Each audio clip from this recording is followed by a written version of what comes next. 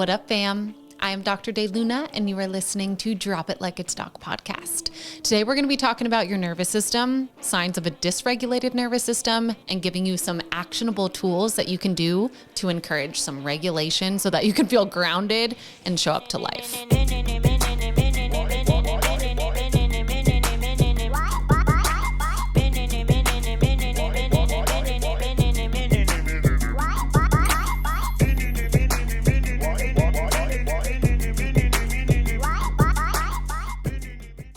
Familia, we live in a world that is encouraging our nervous systems to be quite dysregulated. We are encouraged to go, to not rest. And as a result, our mental health collectively is not doing as well as I would personally like as a doctor.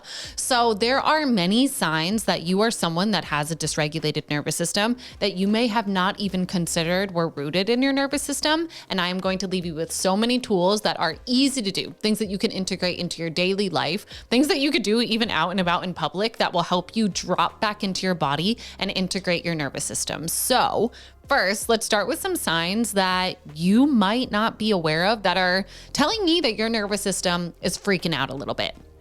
But I suppose before I get there, I should probably walk you through some physiology, because we're nerds. So your nervous system has quite a few arms of it. But when we're talking about the autonomic nervous system, which is what's running around in the background, that is creating your organ function, that is creating the way that you show up to world, you don't have to think about these things. It's your autonomic nervous system. Two main arms, which we'll break down a little bit more. You have the sympathetic, fight or flight, and you have the parasympathetic. We talk a lot about those two arms, but we're going to break down the parasympathetic into its two kind of subdivisions. One is the dorsal vagal network. The other is the ventral. The dorsal vagal network is part of the parasympathetic system, part of the vagus nerve, but it puts you into full-blown shutdown mode. Full-blown shutdown. Have you ever been in a freeze state when you experience something really stressful? That's that arm of the nervous system. It is shutting down your nervous system in a way to protect you. Have you ever seen your dog try to attack an animal and the animal pretends that it's dead? That is it shutting down its nervous system to truly slow down its breathing, slow down its heart rate to the point that a predator would think it was dead. But honestly, a lot of people live in this freeze state, and you might have recognized this before. If you're having a hard conversation or really, a lot's coming up in your body, you might find it hard to speak. You might find it hard to take action. And that is because you are living in that dorsal network.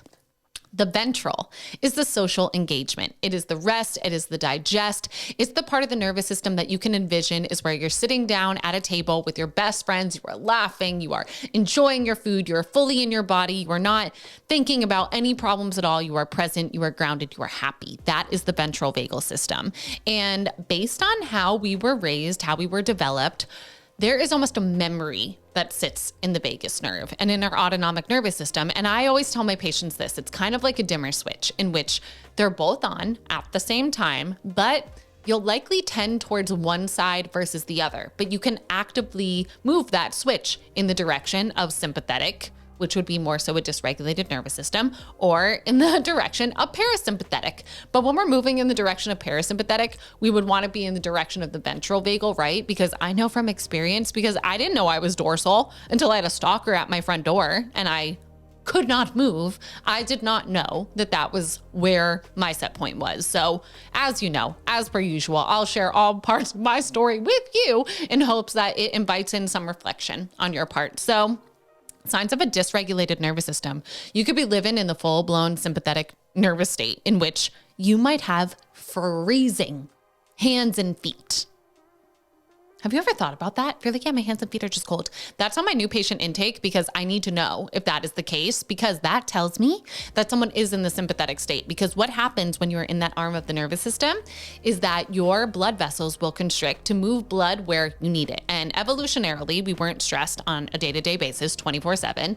And when we encountered a stressor, it was usually something short-term, something acute, where we would either have to run from it, using our hips, those juicy hips and glutes, or we'd have to fight, right? And punch with our shoulders.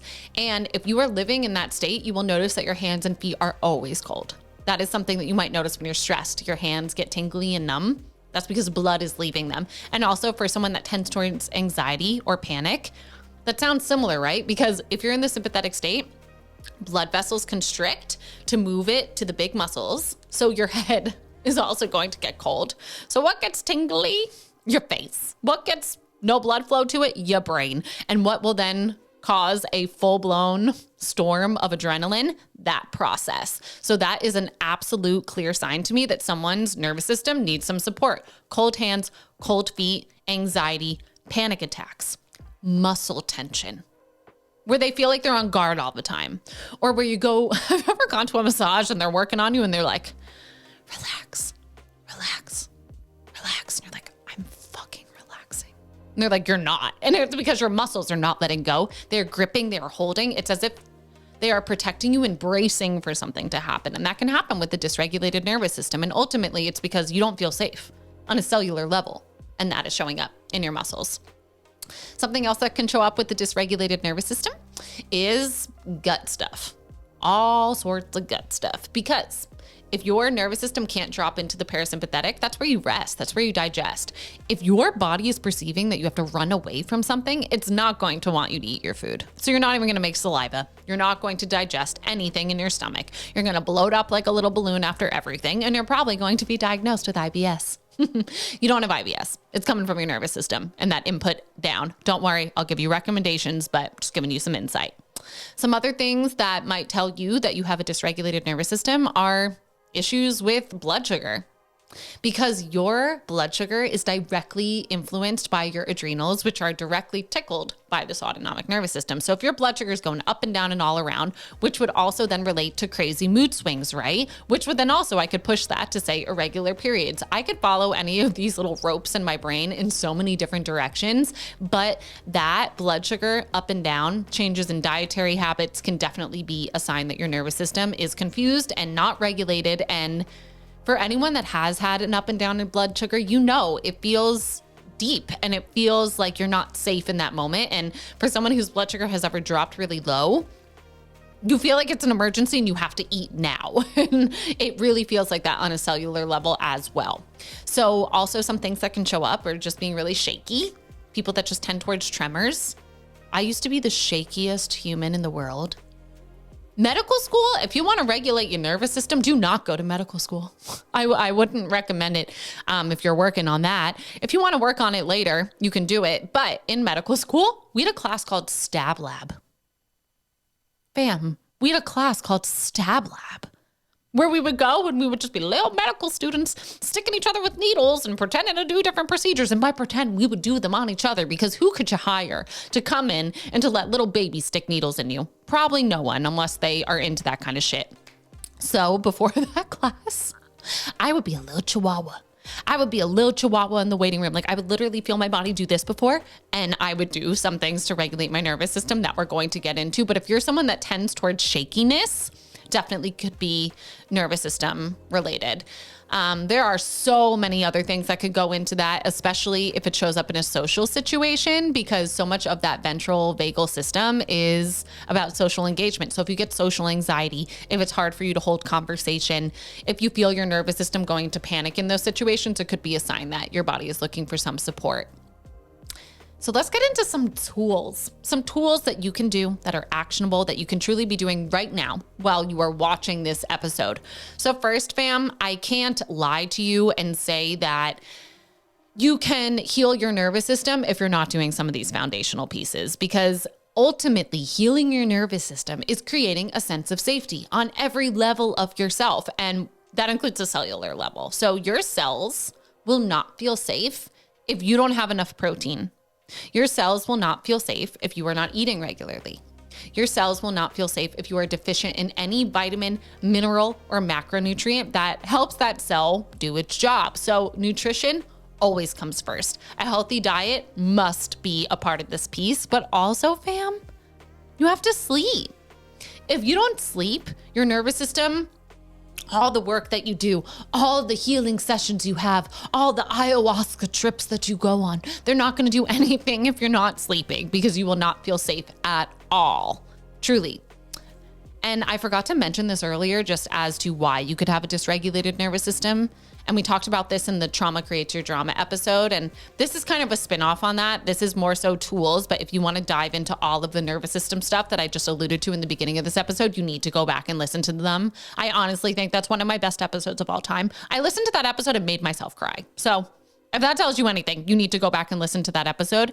But something that can cause your entire nervous system to be on edge and feeling not safe from the time that you were a little baby, is adverse childhood experiences, because that is when you are developing. And if your environment did not feel safe, this could be having an addict in the home, an abusive home, feeling neglected, whether you were physically neglected, emotionally neglected, you didn't have enough food, you know, it could be anything, moving between houses, death of a family member, anything that caused you to feel unsafe as a little babylino will then show up in adulthood as an unregulated nervous system. And then you're probably drawn to things like healing arts. And that is your intuition guiding you to heal your inner child. So just want to throw that out there. Most healers are working through a lot of shit. I put all my shit on the table for you guys because the more human I am, the more that you can explore this side of yourself. But just wanted to say that this could truly be something that you've carried with you since childhood. So in working on a tool to navigate that, you got to sit with your inner child. Inner child work is one of the best things that you could do for your nervous system. And when you feel yourself freaking out, it's really important that you recognize that a lot of that not feeling safe feeling is actually the little baby that lives inside of you that doesn't understand that it's going to be okay. That is your adult mind. That's your frontal lobe. We didn't have a very developed frontal lobe when we were younger, but now that we do, well, I hope that you do. Some of you, questionable, but most of you have a pretty developed frontal lobe. So if you are feeling yourself go through a spiral, this could be you driving in the car. This could be you having a conversation with someone and they say something that reminds you of your dad who used to abuse you and now you're triggered. You can feel yourself in that moment. Talk to your inner child. I do this all the time. In my head, of course, because it would be weird if I said this during the conversation. I say, sweet baby Ashley, sweet baby Ashley, you are safe. It is okay. I understand. I am here with you. You're safe. And even that, of course, you're speaking to your inner child, but what that's doing on a neurological level, you are pulling yourself from the emotional brain, which is the limbic system, which is where I do this motion because it does. It feels like a tornado. For anyone that has ever been stuck in their limbic system, it feels like you are just being carried by this tornado of chaos. And then when you recognize that you have a frontal lobe that recognizes that you are perceiving that you are stuck in an endless tornado, the frontal lobe goes, honey, it's okay. It's all right. You are just scared right now. You are X, Y, or Z right now. But in your frontal lobe, naming that experience, putting a word to it, it activates your brain in a way that you can pull yourself from the amygdala, which is part of your limbic system, which is where fear lives, which is where this sense of not feeling safe really is rooted in. So that is incredible. That inner child piece, that is an incredible way to nourish your nervous system. But fam, that's often not enough. It's really important that you have mental health support because a lot of what you went through when you were a child is heavy, okay? It's heavy. A lot of what I went through when I was a child was really heavy. And it took me until my 20s to finally admit that, hey, it would be helpful to have a mental health professional on board that I could just unravel some of this stuff with. So I do want to stress the value of that in regulating your nervous system. It doesn't have to be talk therapy, but just some person that you can lean on and work through the shit with, because it can be a lot. And I am someone that has actively been on this path for a long time. So I know that it can be a lot and it comes in waves, right? So sometimes some of the waves you can nibble at yourself, but sometimes you really need someone to lean on and to hold your hand through it. And there's nothing wrong with that. Okay. Some other things that you could do to regulate your nervous system, because the ventral vagal system is the social engagement. That's where we feel safe. A lot of people have dysregulated nervous systems because we are living in isolation. We are living in a world in which we are told you can do it all on your own. You can be everything. You could be the wife. You could be the business owner. You could be the mom. You could be the entrepreneur. You could do it all, and you actually shouldn't ask for help because you don't need it. So silly. So silly, mi familia. We need each other. We are a community-based organism. So in you doing things socially, it can be so nourishing to your nervous system, in that it could even be that you just eat dinner with your family. Oh, mind blowing. I know. Eating meals with your family can regulate your nervous system, but it can. If you don't live with your family, with a friend. When I was in the darkest space of my life, if I didn't have friends that I could eat dinner with, I don't even know if I would have eaten. And then that would have sent me down a really great blood sugar up and down and all around. So being with humans that you love and trust, anything socially, this could be playing a sport. This could be going to a dance class. We know I love that.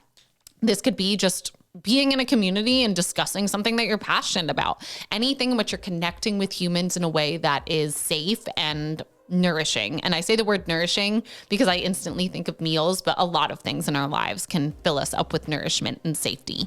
You know, that's why having pets is really helpful as well, because it's that companion piece. And you already know, Casey told you everything on Casey's tips for possum health.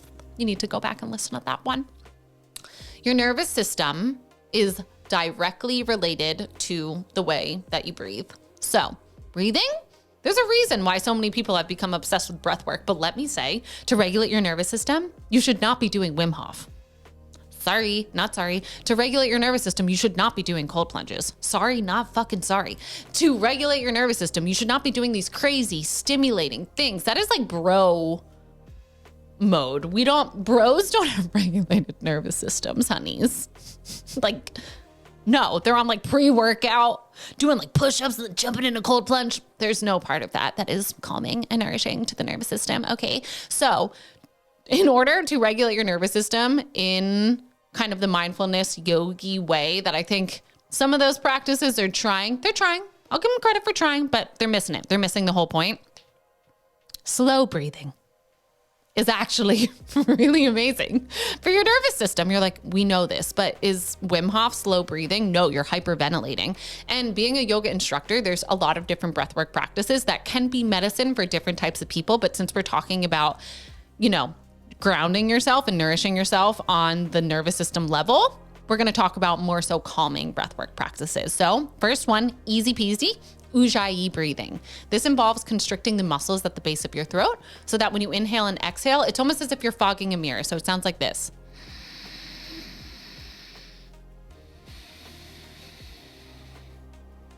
Like Darth Vader.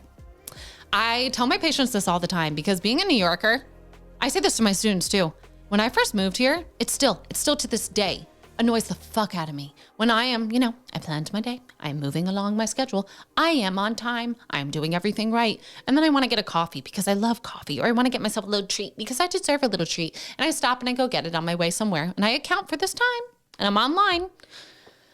The person in front of me has no disregard that there is now a line of 30 people behind them, and they're talking to the barista about like what they're going to make for dinner tonight. And the barista has no regard for anyone else because they're from California and they want to know and they think everything's fine, and no one works in California, so they think it's fine. Meanwhile, I'm now getting late and I'm getting anxious because I don't have a regulated nervous system. So I will literally ujjayi breathe in public because I can feel it immediately get me out of this like, oh fuck, oh fuck, oh fuck, oh fuck mode. That's what it feels like when your nervous system is not regulated, into a, oh, it's okay. We're safe. Look over there, the flower.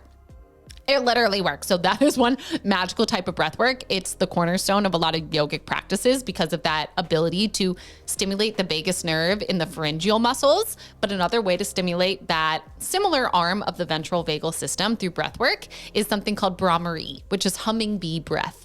Essentially, you just take a big juicy inhale, you cover your eyes, you plug your ears, and you hum all the way to the bottom. It's kind of like when you were little and you're like, nah, nah, nah, nah, nah, can't hear you. But then you hear yourself in your head. You will hear the hum and the vibration of the exhale. It creates this incredible just internal sensation. It is so calming and grounding. You could just inhale and exhale with that hum over and over and over again until you feel calm and relaxed and grounded. And I promise you it will work. Even if you don't want to do something fancy like that, you could just breathe into your belly because your diaphragm is related to your ventral vagal system, which is the calm and able to socially engage. And I think we've all felt that when we're anxious, it's really hard to engage with another person. And that's because you're not in your ventral vagal system. You're probably in your sympathetic system altogether. Breathwork is magical for that reason. And that's why I stress to you that breathwork can be medicine, because some people, they might want to do the pump it up breathwork. But if most people are trying to regulate their nervous systems, they don't need that. And if you want to learn more about the breathwork piece specifically, I invite you to go back and listen to my Breathwork Isn't for Basic Bees podcast. That was one of the first ones. It was really good. And I go on a tangent about why I hate Wim Hof. And I think you'll really enjoy that. And you'll probably get mad at me, but I don't care. Okay. Some other things that you can do to ground and regulate your nervous system. Touch. You can literally hug yourself. When I am anxious, I need a hug. I just need one. And it feels good. Like, I like it when people don't even ask me if I need a hug and they just hug me. Please hug me when I'm freaking out. It will calm you. It's because it's activating pressure receptors in your muscles. And that is telling your brain, feeding into the parasympathetic nervous system, telling yourself you're safe. That's why a weighted blanket works, truly, but hug, magical. Physical touch, you can, when you are feeling yourself getting pulled out of your body by that tornado, you can massage your legs and remind yourself that you have legs that are on the ground that are keeping you there. You can massage your arms. You can massage any part of your body. In general, I don't know why we don't massage ourselves more. We pay someone else to do it, but your body could really, really benefit from doing that. You can also do things like tapping. I'm honestly not an expert in tapping, but there are different locations on your body that when you activate by these gentle tapping motions, they can shift your nervous system into that calm state, which I think is a really powerful practice to have, on the go. Say before you go to work every day, you feel yourself freak out and you're sitting in your car in the parking lot, going through that tornado, being like, oh, I hate this. And I want to go, and your stomach hurts and you feel nauseous and all this stuff. You can sit in your car. You can practice your Darth Vader breathing while you tap yourself out. You're going to go in there and you're going to feel much, much, much better. We are so disconnected as humans, just in general, to this earth. I think that is where a considerable amount of our suffering comes from. This earth has everything that it needs to heal you. The earth, just having your feet on the earth, will ground your nervous system. I know. Not a fan of you wearing shoes inside. Not a fan of you wearing shoes when you could have your bare feet on grass. That was not sprayed, right? Because honestly, a lot of the grass is just a beautiful source of pesticides. But if it's, it's sad that I even have to say that. It's devastating. Not even sad. It's devastating that I even have to say that. But if you can find earth that is just earth and not poison, and you can put your feet on it, it's going to be really helpful. Nature in general, phenomenal for regulating your nervous system. So those are some just things that you can do, but there's a lot of treatments and self-care and things that you could do to regulate your nervous system. 1, do nothing. Lay down. Lay in the sun. Lay next to a waterfall. Lay next to a river. Lay on a bench. It doesn't matter. Just stop using your brain to try to fix yourself, because that's not what your nervous system needs. Your nervous system actually needs time to learn how to turn off, because not sure if you ever thought about this, but your brain is always doing stuff. And in order for you to have a moment of silence, which some of you have never felt before, I don't think I felt that until maybe like year 7 of my yoga journey, just not having anything crazy going on in here at all, is that your brain has to inhibit that sound. It has to inhibit all the background noise. And to do that, you need a strong frontal lobe, which doesn't come online until, for some of us, our 20s, honestly, like a fully developed frontal lobe. That's why our drinking ages and things are the ages that they are, because before that, you don't have a frontal lobe and you can't think. You do. It's just not developed. And you can't necessarily think in a way that's responsible, in a way that is regulated. You're kind of running off of your emotions and these deep patterns rather than what you should do. So this part of the brain is needed to calm everything down. And if you are like, oh no, I can't sit down for 5 minutes, that would be torture. Honey, why is that torture? Why? That should not be torture, because you're left with your own thoughts. I actually, when people are like, I can't meditate, I'm like, you need to then. Honestly, because that tells me that that part of your brain has not been worked out, and your brain loves to be exercised just like any other muscle. It's not a muscle, but you could think of it in that way. So the more that you use that part of the brain, the more that it's going to work for you without you needing to try to activate it, without it feeling like such a struggle. And you can activate this frontal lobe by just sitting in silence and seeing what comes up. That is essentially what meditation is. And it's when you're meditating, You hear all your thoughts. You feel all the impulses. You might be meditating outside and you feel the sun on you. You feel the sweat dripping down your skin, and your impulse would be to wipe it. But instead you sit there and say, I am perceiving that this is sliding down my face, Because if you are so stuck in your thoughts, and if you are allowing your impulses to dictate your reality, you're not ultimately in control of your life. You're letting your nervous system run the show. So anything that stimulates and tickles and strengthens this frontal lobe will regulate your nervous system. So doing nothing, like I said, which is essentially meditation. But anything could be meditation. Anything that is mindful, that brings all of your awareness into the moment, is meditation. As I told you in Casey's episode, massaging your dog's paws, definitely meditation. Anything that you are fully present, feeling your feet on the ground when you walk, can be a meditation. Beautiful. Movement, one of the best ways to regulate your nervous system. But again, this doesn't mean that you're going to the gym and doing crazy high intensity interval training and being like, yeah, stimulated my brain today, regulated. I would say in general, most of our nervous systems are way overstimulated, and you actually would benefit from doing more slow movement patterns, things like yoga, stretching, walking even. What a great way to regulate your nervous system, walking without your phone, in which you're just out and about, present in the environment. Some other things that you could do to regulate your gorgeous nervous system. I love biofeedback. I love it. I really do. And it's because you are actively training your body based on your physiologic responses, because you're hooked up in a way that you're monitoring your breath rate, you're monitoring your heart rate, your temperature, things like this. And those are all windows into the autonomic nervous system. So you're getting feedback based on stimuli as to how your body is reacting, so that your frontal lobe can change the script. It can change the pathways that your brain goes down. So that's something that is absolutely available in your area. If it's something that you're interested in, I invite you to dip your toe into it, because it's a way to build neuroplasticity while working with a practitioner. And it could be really helpful to do that alongside therapy or something with a mental health provider. I've done it before, love it. And I really think that it helped me connect more so with my breath on a day-to-day basis, rather than just practicing breath work in something like yoga or something like that. You all know I love craniosacral. You know this. And one of my favorite reasons for loving craniosacral is because of its ability to connect the brain to the body and drop you into the ooey gooey parasympathetic state. So there's a lot of hands-on treatments and somatic work that can help you do that. For you, it might be acupuncture, it might be massage, it might be anything like that. But for me, craniosacral is my number one to regulate my sweet little nervous system as far as treatments go. I would say that herbs and supplements and things, while they can help calm you down, they're not necessarily increasing the capacitance of your nervous system, which is where that resilience comes from, because we should be able to drop into the sympathetic and then swing over to the parasympathetic, but we don't want to be stuck in one. And that's what encouraging this regulation is. It's your ability to appropriately show up to life, because there are going to be things that trigger us to take action, and we need to. However, we shouldn't feel like we're always living on edge. We shouldn't feel like it's not safe to live in our bodies, to live in our world. Of course, traumatic events can cause us to feel that way, but sometimes it's not because of that. And we just have this underlying feeling and it's not clear why.